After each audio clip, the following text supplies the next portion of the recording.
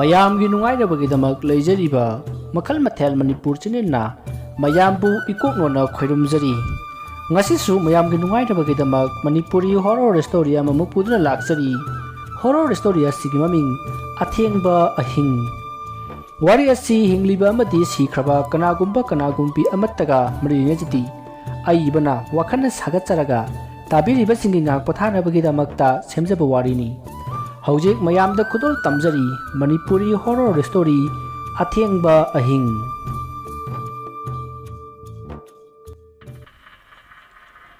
ꯌꯥꯝꯅ ꯇꯥꯝꯕ ꯁꯍꯔꯗꯒꯤ ꯂꯥꯞꯅ ꯂꯩꯕ ꯈꯨꯡꯒꯪ ꯑꯃꯒꯤ ꯋꯥꯔꯤꯅꯤ꯫ ꯈꯨꯡꯒꯪ ꯑꯗꯨꯗ ꯂꯩꯕ ꯃꯤ ꯑꯌꯥꯝꯕ ꯌꯥꯝꯅ ꯅꯨꯡꯁꯤ ꯆꯥꯟꯅꯅ ꯂꯩꯃꯤꯟꯅꯩ꯫ ꯑꯔꯩ ꯂꯩꯇ ꯇꯥꯊꯣꯛ ꯇꯥꯁꯤꯟ ꯇꯧꯗꯨꯅ ꯌꯥꯝꯅ ꯏꯪꯅ ꯆꯤꯛꯅ ꯂꯩ꯫ ꯑꯗꯨꯕꯨ ꯈꯨꯡꯒꯪ ꯑꯗꯨꯗ ꯂꯩꯔꯤꯕ ꯃꯤ ꯄꯨꯝꯅꯃꯛ ꯂꯥꯏ ꯇꯤꯟ ꯕꯨꯠ ꯄ꯭ꯔꯦꯠꯇ ꯌꯥꯝꯅ ꯊꯥꯖꯅꯩ꯫ ꯃꯔꯝ ꯑꯗꯨꯅ ꯈꯨꯜ ꯑꯗꯨꯗ ꯂꯩꯕ ꯃꯤ ꯑꯌꯥꯝꯕ ꯂꯥꯏꯒꯤ ꯂꯥꯏꯔꯣꯟ ꯃꯟꯇ꯭ꯔ ꯑꯁꯤ ꯌꯥꯝꯅꯃꯛ ꯍꯩꯇ꯭ꯔꯕꯁꯨ ꯈꯔꯗꯤ ꯍꯩꯅꯩ꯫ ꯑꯗꯨꯒ ꯃꯥꯏꯕꯁꯨ ꯌꯥꯝꯅ ꯃꯔꯥꯡ ꯀꯥꯏꯅ ꯂꯩ꯫ ꯂꯩꯔꯤꯕ ꯃꯥꯏꯕꯁꯤꯡ ꯑꯗꯨꯁꯨ ꯑꯐꯕ ꯊꯕꯛ ꯇꯧꯕ ꯑꯃꯥꯏꯕ ꯉꯥꯛꯇꯅꯤ꯫ ꯅꯣꯡꯃꯇꯁꯨ ꯐꯠꯇꯕ ꯋꯥꯈꯜ ꯈꯟꯕ ꯂꯩꯇꯦ꯫ ꯑꯁꯨꯝꯅ ꯅꯨꯡꯁꯤ ꯆꯥꯟꯅꯅ ꯂꯩꯔꯝꯕ ꯂꯩꯀꯥꯏ ꯑꯗꯨꯗ ꯍꯟꯗꯛ ꯃꯔꯛꯇꯤ ꯌꯥꯝꯅ ꯊꯥꯖꯗꯕ ꯃꯑꯣꯡꯗ ꯑꯀꯤꯕ ꯊꯧꯗꯣꯛ ꯀꯌా ꯊꯣꯛꯄ ꯍꯧꯔꯛꯂꯦ꯫ ꯅꯨꯃꯤꯠꯇꯣ ꯃꯦꯝꯊꯣꯏꯅ ꯃꯈꯣꯏꯒꯤ ꯌꯨꯝꯒꯤ ꯃꯥꯡꯒꯣꯜꯗ ꯐꯝꯂꯒ ꯐꯤ ꯁꯥꯔꯤ꯫ ꯑꯁꯨꯝꯅ ꯃꯍꯥꯛꯅ ꯐꯤ ꯁꯥꯔꯤꯉꯩ ꯃꯥꯒꯤ ꯇꯨꯡꯂꯣꯝꯗ ꯃꯤ ꯑꯃꯅ ꯁꯣꯔ ꯊꯕꯦꯠ ꯍꯣꯟꯕꯒꯤ ꯁꯥꯍꯨꯝ ꯑꯃ ꯐꯪꯂꯛꯏ꯫ ꯃꯗꯨꯗ ꯃꯦꯝꯊꯣꯏꯅ ꯏꯄꯥ ꯄꯥꯈꯠꯅ ꯇꯨꯡꯗ ꯁꯠ ꯂꯩꯊꯣꯛꯇꯨꯅ ꯌꯦꯡꯉꯤ꯫ ꯃꯗꯨꯗꯗꯤ ꯀꯅꯥꯁꯨ ꯂꯩꯔꯝꯗꯦ꯫ ꯑꯗꯨꯕꯨ ꯃꯈꯣꯏꯒꯤ ꯍꯨꯏ ꯀꯥꯂꯨꯗꯤ ꯅꯨꯡꯉꯥꯏꯅ ꯀꯨꯟꯗꯨꯅ ꯂꯩꯔꯤ꯫ ꯃꯗꯨꯗ ꯃꯦꯝꯊꯣꯏꯅ "ꯀꯩꯅꯣꯅꯦ ꯍꯧꯖꯤꯛꯀꯤꯗꯨꯕꯨ? ꯑꯩꯒꯤ ꯅꯥꯀꯣꯡꯁꯤꯗꯅꯅꯦ ꯑꯁ ꯈꯪꯗ꯭ꯔꯦꯗ, ꯂꯩꯀꯥꯏꯁꯤꯅꯒ ꯃꯑꯣꯡ ꯑꯃ ꯇꯧꯔꯛꯄꯁꯤꯗ ꯑꯩꯁꯨ ꯃꯔꯥꯛꯁꯤꯃ ꯐꯪꯖꯤꯜꯂꯝꯃꯒ ꯏꯃꯨꯡꯗ ꯆꯪꯈ꯭ꯔꯒꯦꯗ"꯫ ꯑꯁꯤ ꯈꯟꯗꯨꯅ ꯂꯩꯔꯤꯉꯩ ꯃꯥꯒꯤ ꯃꯃꯥ ꯃꯩꯄꯥꯛꯄꯤꯗꯣ ꯃꯄꯥꯟꯗ ꯄꯔꯞ ꯊꯣꯔꯛꯏ꯫ ꯑꯗꯨꯒ "ꯀꯩꯗꯧꯔꯒꯦꯅꯦꯍꯦ ꯏꯕꯦꯝꯃ, ꯇꯨꯃꯤꯟꯅ ꯂꯩꯔꯗꯤ"꯫ "ꯏꯃꯥ ꯀꯩꯁꯨ ꯇꯧꯗꯦꯗ"꯫ "ꯑꯣ, ꯅꯪꯅ ꯇꯨꯃꯤꯟ ꯂꯩꯈꯤꯕꯗꯨꯗ ꯀꯩꯗꯧꯔꯕ ꯖꯥꯠꯅꯣ ꯍꯥꯏꯗꯅ ꯏꯃꯥ ꯊꯣꯔꯛꯏꯕꯅꯤ꯫ ꯐꯔꯦ ꯂꯣꯏꯁꯤꯜꯂꯣ, ꯆꯥꯛꯁꯨ ꯂꯣꯏꯔꯕꯅꯤ, ꯆꯥꯅꯅꯕ ꯇꯧꯔꯁꯤ"꯫ "ꯍꯣꯏ ꯏꯃꯥ, ꯑꯩꯁꯨ ꯃꯔꯥꯛꯁꯤꯃ ꯐꯪꯉꯝꯃꯒ ꯆꯪꯂꯛꯑꯒꯦ"꯫ "ꯍꯣꯏ ꯐꯔꯦ, ꯑꯗꯨꯗꯤ ꯏꯃꯥ ꯆꯪꯉꯦꯀꯣ"꯫ ꯑꯁꯨꯝꯅ ꯋꯥꯔꯤ ꯁꯥꯟꯅꯔꯕ ꯃꯇꯨꯡ ꯃꯦꯝꯊꯣꯏꯒꯤ ꯃꯃꯥ ꯃꯩꯄꯥꯛꯄꯤꯗꯣ ꯏꯃꯨꯡꯗ ꯆꯪꯈ꯭ꯔꯦ꯫ ꯃꯗꯨꯗ ꯃꯦꯝꯊꯣꯏꯁꯨ ꯃꯥꯒꯤ ꯐꯤ ꯁꯥꯐꯝ ꯊꯣꯛꯄꯗꯣ ꯑꯗꯨꯝ ꯁꯥꯔꯤ꯫ ꯇꯥꯟꯖꯥ ꯑꯗꯨꯗ ꯈꯪꯍꯧꯗꯅ ꯃꯦꯝꯊꯣꯏꯒꯤ ꯃꯅꯥꯛꯇ ꯀꯨꯜꯂꯤꯕ ꯃꯈꯣꯏꯒꯤ ꯍꯨꯏ ꯀꯥꯂꯨꯗꯣ ꯈꯪꯈꯣꯡ ꯈꯣꯡꯉꯤ꯫ ꯑꯗꯨꯒ ꯁꯥꯡꯅ ꯆꯤꯡꯗꯨꯅ ꯀꯞꯂꯛꯏ꯫ ꯍꯥꯟꯅꯗꯒꯤ ꯈꯔꯒ ꯀꯤꯔꯒ ꯂꯩꯕꯅꯤ꯫ ꯃꯅꯥꯛꯇ ꯍꯨꯏꯅꯒ ꯀꯞꯁꯤꯜꯂꯛꯄꯅꯤ꯫ ꯃꯦꯝꯊꯣꯏꯗꯣ ꯈꯪꯄ꯭ꯔꯦꯛ ꯈꯪꯗꯨꯅ ꯂꯥꯎꯈꯠꯂꯤ꯫ ꯑꯗꯨꯒ ꯀꯣꯟꯗꯒꯤ ꯐꯟ ꯆꯣꯡꯊꯗꯨꯅ ꯏꯃꯨꯡꯗ ꯀꯝ ꯆꯦꯟꯁꯤꯜꯂꯛꯏ꯫ ꯃꯗꯨꯗ ꯃꯦꯝꯊꯣꯏꯒꯤ ꯃꯄꯥꯅ "ꯍꯥꯏ ꯏꯕꯦꯝꯃ, ꯀꯩꯗꯧꯔꯒꯦꯅꯦ? ꯀꯩꯗꯧꯔꯒꯦ?" ꯑꯁꯤ ꯍꯥꯏꯔꯒ ꯃꯄꯥꯟꯗ ꯊꯣꯛꯈꯤ꯫ ꯑꯗꯨꯒ ꯑꯃꯨꯛ ꯆꯪꯂꯛꯂꯦ꯫ "ꯀꯩꯗꯧꯔꯒꯦ? ꯀꯅꯥꯅ ꯀꯔꯤ ꯇꯧꯔꯛꯏꯅꯣꯕ ꯏꯆꯥꯗ?" "ꯑꯁ ꯄꯥꯕꯨꯡ, ꯀꯩꯁꯨ ꯇꯧꯗꯦꯕ, ꯍꯨꯏ ꯀꯞꯄꯗꯨꯗ ꯁꯨꯝ ꯀꯤꯗꯅ ꯆꯦꯟꯁꯤꯜꯂꯛꯄꯅꯦ"꯫ "ꯃꯁꯤꯗꯤ ꯍꯨꯏꯅ ꯀꯞꯄꯒ ꯍꯦꯛꯇ ꯂꯥꯏ ꯎꯕ ꯅꯠꯇꯦꯅꯦ꯫ ꯍꯧꯖꯤꯛ ꯊꯋꯥꯟ ꯊꯥꯅꯤꯅ ꯀꯧꯕ꯭ꯔꯨꯗ ꯃꯆꯥ ꯅꯤꯕꯒꯤ ꯀꯞꯄ ꯑꯣꯏꯔꯝꯒꯅꯤ ꯃꯁꯤꯗꯤ"꯫ "ꯑꯗꯨ ꯑꯣꯏꯔꯁꯨ ꯀꯤꯔꯗꯤ ꯀꯤꯔꯦ, ꯍꯨꯏ ꯂꯥꯕꯅꯕꯨ ꯃꯆꯥ ꯅꯤꯒꯗ꯭ꯔꯣ? "ꯏꯌꯥ, ꯀꯌꯥꯗꯅꯣꯅꯦ ꯃꯁꯦ? ꯍꯥꯏ ꯀꯥꯂꯨ, ꯇꯣ ꯅꯣꯏ ꯏꯆꯦ ꯃꯦꯝꯊꯣꯏꯁꯦ ꯅꯪꯅ ꯀꯞꯄꯗꯣ ꯀꯤ ꯍꯥꯏꯔꯤꯌꯦ꯫ ꯇꯣ"꯫ ꯑꯁꯤ ꯍꯥꯏꯗꯨꯅ ꯃꯦꯝꯊꯣꯏꯒꯤ ꯃꯄꯥꯕꯨꯡꯗꯣ ꯅꯣꯛꯂꯤ꯫ ꯁꯣꯝꯗ ꯃꯦꯝꯊꯣꯏꯁꯨ ꯃꯃꯥꯅ ꯆꯥꯛ ꯊꯣꯡꯂꯤꯕ ꯑꯗꯨꯒꯤ ꯃꯅꯥꯛꯇ ꯆꯪꯁꯤꯜꯂꯒ ꯋꯥꯔꯤ ꯁꯥꯟꯅꯗꯨꯅ ꯂꯩꯈ꯭ꯔꯦ꯫ ꯁꯣꯝꯗꯅ ꯍꯦꯔꯣꯖꯤꯠꯇꯨ ꯁꯨꯃꯥꯡꯗ ꯄꯔꯞ ꯆꯪꯉꯛꯏ꯫ ꯃꯗꯨꯗ ꯃꯥꯒꯤ ꯃꯄꯥ ꯍꯦꯃꯣꯅ "ꯍꯥꯏ, ꯀꯥꯏ ꯆꯠꯂꯨꯏ? ꯅꯠꯇꯦ, ꯀꯗꯥꯏꯗ ꯆꯠꯂꯨꯒꯦꯕ?" "ꯄꯥꯕꯨꯡ, ꯑꯁꯤꯗ ꯊꯕꯛ ꯑꯃ ꯆꯠꯂꯨꯕꯅꯤ"꯫ "ꯉꯥꯏꯈꯣ, ꯋꯥ ꯍꯥꯏꯅꯈꯤꯁꯤ꯫ ꯀꯔꯤ ꯊꯕꯛꯅꯣ ꯅꯪꯅ ꯆꯠꯂꯨꯔꯤꯁꯦ? ꯉꯥꯏꯈꯣ, ꯆꯪꯈꯤꯅꯨꯋꯣ, ꯋꯥ ꯍꯥꯏꯅꯈꯤꯁꯦꯕ"꯫ "ꯑꯁ ꯄꯥꯕꯨꯡ, ꯏꯃꯥꯟꯅꯕ ꯈꯔ ꯄꯨꯜꯂꯨꯕꯅꯦ, ꯑꯩ ꯀꯩꯗꯧꯔꯒꯦ?" ꯇꯥꯟꯖꯥ ꯑꯗꯨꯗ ꯍꯦꯔꯣꯖꯤꯠꯀꯤ ꯃꯃꯥ ꯂꯩꯃꯗꯣ ꯄꯔꯞ ꯂꯥꯛꯏ꯫ ꯑꯗꯨꯒ "ꯏꯕꯨꯡꯉꯣ, ꯅꯪ ꯐꯠꯇꯕ ꯊꯕꯛꯇꯅꯦ ꯈꯣꯡ ꯊꯥꯡꯖꯤꯟꯒꯅꯨꯀꯣ꯫ ꯏꯃꯥ ꯍꯣꯏꯒꯤꯗꯤ ꯏꯆꯥ ꯅꯇꯣꯝꯗꯅꯤ꯫ ꯍꯧꯈ꯭ꯔꯕꯗꯤ ꯍꯧꯈ꯭ꯔꯦ꯫ ꯍꯦꯟꯊꯣꯏꯕꯤꯗꯣ ꯑꯩꯈꯣꯏꯁꯨ ꯅꯨꯡꯁꯤ꯫ ꯑꯗꯨꯕꯨ ꯃꯥꯒꯤ ꯂꯥꯏꯕꯛꯇ ꯇꯝꯂꯛꯄꯅ ꯃꯄꯨꯟꯁꯤ ꯇꯦꯟꯈꯤꯕꯅꯤ ꯏꯕꯨꯡꯉꯣ"꯫ "ꯏꯃꯥ, ꯃꯥꯒꯤ ꯂꯥꯏꯕꯛꯅꯅꯦ ꯄꯨꯟꯁꯤ ꯇꯦꯟꯈꯤꯕ ꯁꯨꯡꯅꯠ ꯅꯠꯇꯦ꯫ ꯊꯤꯀꯥ ꯇꯧꯕ, ꯁꯦꯟꯖꯥꯎ ꯄꯥꯏꯕ ꯕꯣꯒꯦꯅꯅꯦ ꯅꯝꯗꯅ ꯄꯨꯟꯁꯤ ꯇꯦꯟꯍꯟꯕꯅꯤ"꯫ aduna aisu mahakpu namduna posi telengani ibungo ibungo se thongsa hango nang aduna tawgarune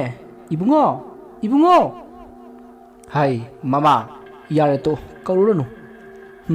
karibu thuklakadabano khangdre he sor nang nai ngonda tawbira sibu karino ai khanpham khangdre asomna Herojit magi kada thongdon sinduna leiki magi mama mapa su Herojit khanbada yamna wachaki asomna numit tu hokre numit adugi ahingni Herojit tu mana leiraga thamlaba thang athoba ma pairaga mapanda tuminna thori numit to nongsu kana tari khakpa lawa su lepti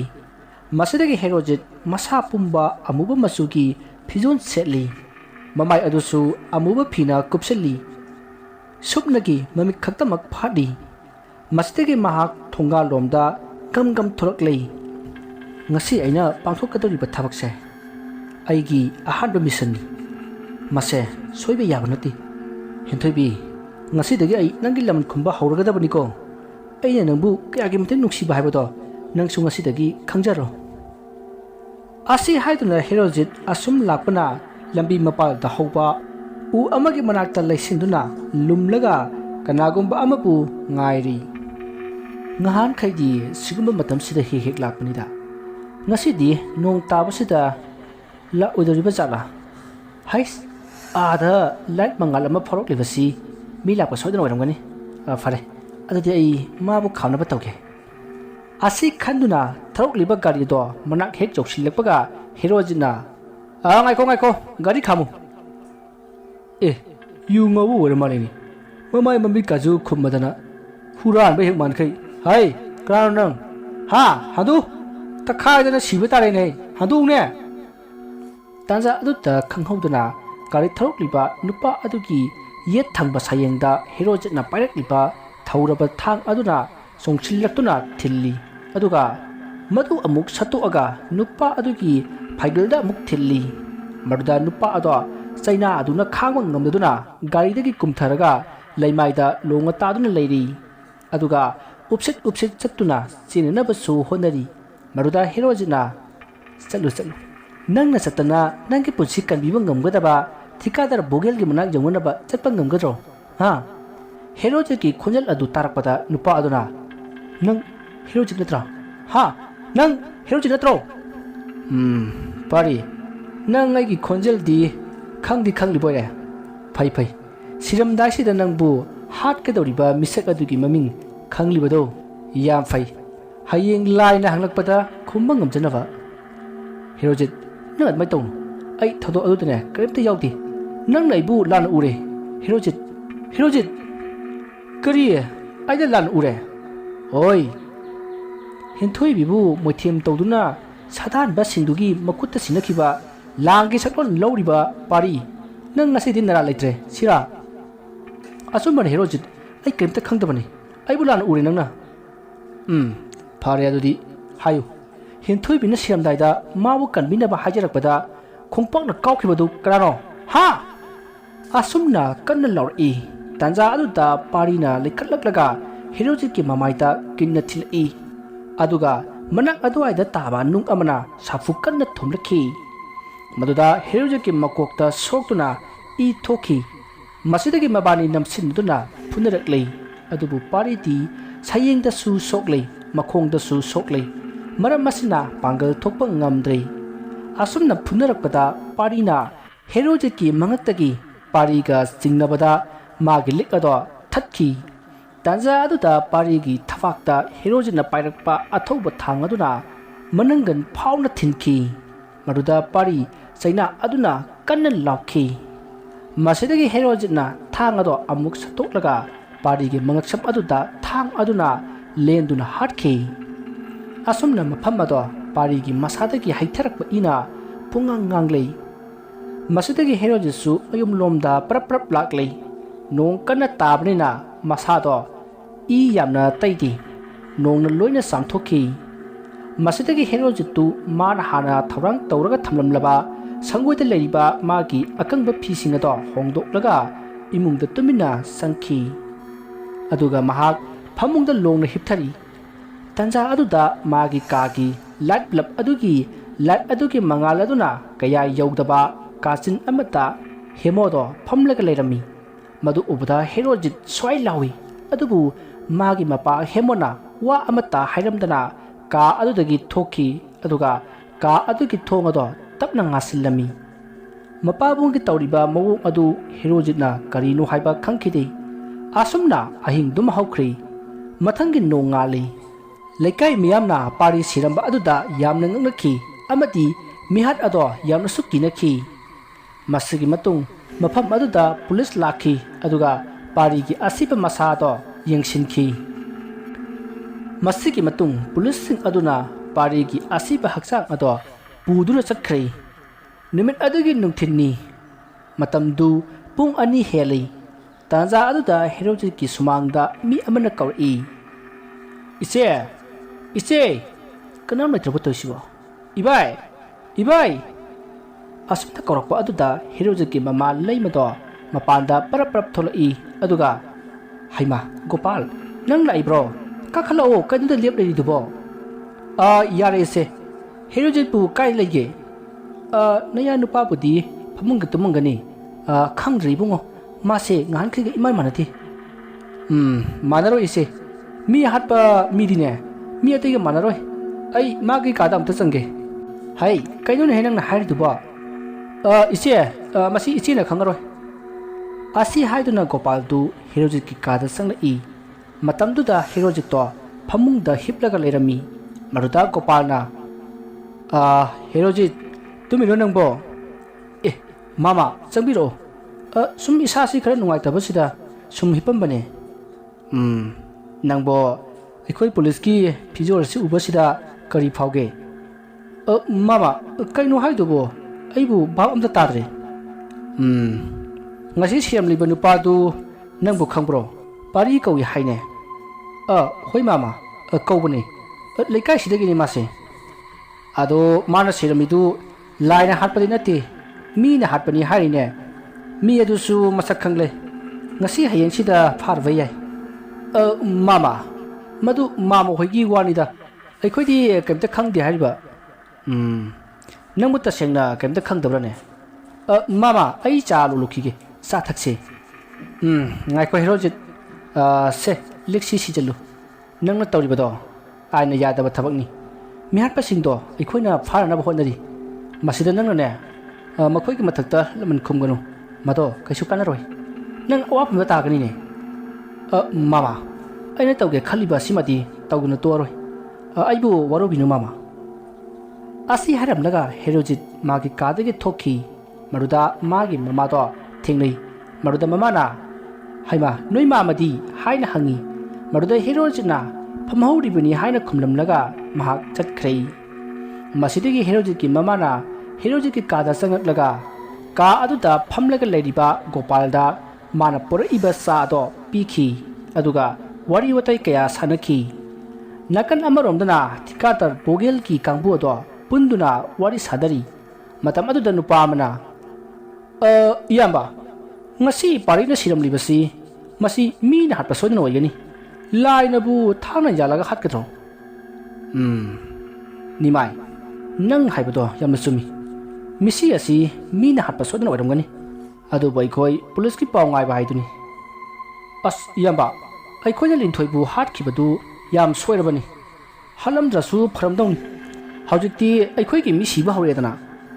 "ꯍꯥꯏ ꯂꯦꯝꯕ ꯕꯨꯙꯨ, ꯑꯩꯈꯣꯏꯅ ꯍꯥꯟꯅ ꯍꯥꯠꯇꯣꯛꯑꯝꯗ꯭ꯔꯗꯤ ꯉꯍꯥꯟ ꯑꯩꯈꯣꯏ gel ꯌꯧꯔꯣꯏꯗ꯭ꯔꯣ? ꯃꯁꯤꯗꯤ..." "ꯑꯗꯨ ꯏꯌꯥꯝꯕ, ꯖꯦꯜꯕꯨꯗꯤ ꯌꯧꯗꯦ ꯍꯥꯏꯕꯕꯨ ꯃꯤ ꯁꯤꯕ ꯍꯧꯔꯛꯏꯁꯤꯗꯤ ꯃꯁꯤꯗꯤ ꯖꯦꯜ ꯌꯧꯕꯒ ꯆꯞ ꯃꯥꯟꯅꯗ꯭ꯔꯣ?" "ꯍꯥꯏ ꯌꯥꯔꯦ, ꯃꯗꯨ ꯈꯪꯉꯗꯤꯅꯦ ꯆꯦꯛꯁꯤꯟꯅ ꯂꯩꯌꯨ, ꯈꯪꯉꯕ? ꯉꯁꯤꯗꯒꯤ ꯅꯣꯏꯁꯨ ꯑꯩꯒꯤ ꯁꯤꯗ ꯄꯨꯟꯅ ꯂꯩꯔꯁꯤ꯫ ꯃꯤꯍꯥꯠꯄꯗꯨꯅꯕꯨ ꯀꯔꯤ ꯇꯧꯕ ꯉꯝꯖꯗꯣꯏꯅꯣ? ꯑꯩꯁꯨ ꯍꯟꯗꯛ ꯍꯞꯇꯥ ꯑꯁꯤꯗ ꯌꯨꯝ ꯆꯠꯀꯦꯅ ꯈꯜꯂꯤ꯫ ꯑꯗꯨꯅ ꯑꯩꯈꯣই ꯄꯨꯟꯅ ꯃꯐꯝꯁꯤꯗ ꯉꯥꯏꯍꯥꯛ ꯅꯨꯡꯉꯥꯏꯊꯣꯛꯁꯤ, ꯍꯥ?" ꯑꯁꯨꯝꯅ ꯃꯈꯣꯏ ꯋꯥꯔꯤ ꯁꯥꯅꯗꯨꯅ ꯋꯥ ꯇꯥꯟꯅꯈꯤ꯫ ꯑꯁꯨꯝꯅ ꯃꯇꯝꯗꯨ ꯍꯧꯈ꯭ꯔꯦ꯫ ꯅꯨꯃꯤꯠ ꯑꯗꯨꯒꯤ ꯅꯨꯃꯤꯗꯥꯡꯅꯤ꯫ ꯅꯨꯃꯤꯠꯇꯨꯁꯨ ꯅꯣꯡ ꯀꯟꯅ ꯇꯥꯔꯤ꯫ ꯊꯤꯀꯥꯗꯔ ꯕꯣꯒꯦꯜ ꯍꯣꯏꯒꯤ ꯀꯥꯡꯕꯨꯗꯨ ꯁꯥ ꯊꯣꯡꯗꯨꯅ ꯌꯨ ꯊꯛꯇꯨꯅ ꯅꯨꯡꯉꯥꯏꯔꯤ꯫ ꯌꯨ ꯌꯥꯝꯅꯁꯨ ꯉꯥꯎꯅꯔꯤ꯫ ꯁꯣꯝꯗꯅ ꯍꯦꯔꯣꯖꯤꯠꯇꯨ ngasi makhoi loina thikadar bogel gi khorada loina leiduna pulli haiba tabada mahak kari tawsiki haina khalli asumna khanbi yaba khallaba matung mahak ngarangi matogum magi phijol amubado sesillaga thikadar bogel gi kangbuna leiriba mafam aduda laklei matamdu numidangi pung 13 heli baro tarakadori maramasina thikadar amadi magi khongloi singdo nungai na tumli tanja aduda thikadar bogel gi makhongda kanagumba amana tapna pai aduga asum kana paiselai matam aduda bogel do mikap thoraklei aduga mahakna mikap thorakpada makhongda kanagumba amana pairakpa aduda magi makhongda satlauna yengi matam aduda kanamata leiramde aduga makhongda pairak ambadusu pairak khidrei masidagi bogelna akoibadu koyeng yengi adubu kanasu karisu leite magi thabak tawminnariba mising aduna nungai na tumba adu natana kanasu ukhiri masidagi bogelna kainu hujukidubo haina khanduna mahak amu hithanaba tawraklei asumna mahakna hipthabaga phuk hagulai aduga magi thabak suba mising aduna tumliba aduda phatlauna singnaba amaga loina re yengsilai hai kainu nei ngasai swai sida mi ama hi phokpadaine aduga hojikna ihang hanga misina kainu aina pangu uba oiramgadane asi khanduna mahak phamungdagi kumtharaklei aduga mahak mapan thuklei matamdu nongdi tadrai adubu mambadi adumak mamli masidagi bugel du mapan thukninglaktuna mahak mapan thukli asumna mahakna mapan thukna asum khalli hojik aina uribadubu afabadi oirose ai athubada maiba ama tanadaba yadre asumna khallaga leiringai magi manak tamna amuba phijol setpa makutta thang paiba misak ama thikadar bogel gi manak tamna changda i maruda bogel na krano ha hey nang krano asi haidun hangi adubu amuba aduna parapap sangsillaga bogel gi mathabakta thangna thinjilai masdigi bogel na kanna lawi mahanga lawbadu tabada manungda tumliba mayamado tanaraktuna phuk hogunari maruda hojik bogel da thangna thilamba amuba phijol setpa aduna khola gi thongado lonsinki masdigi mahakna bogel bu thangaduna mafam marang khangdana pangyan da yanba hori aduga mangaksap aduda thang lentuna hatki masidagi phimu setpa aduna mafam aduda thabak subugi khamliba tata mayam adudagi thau punamak mafam aduda leiba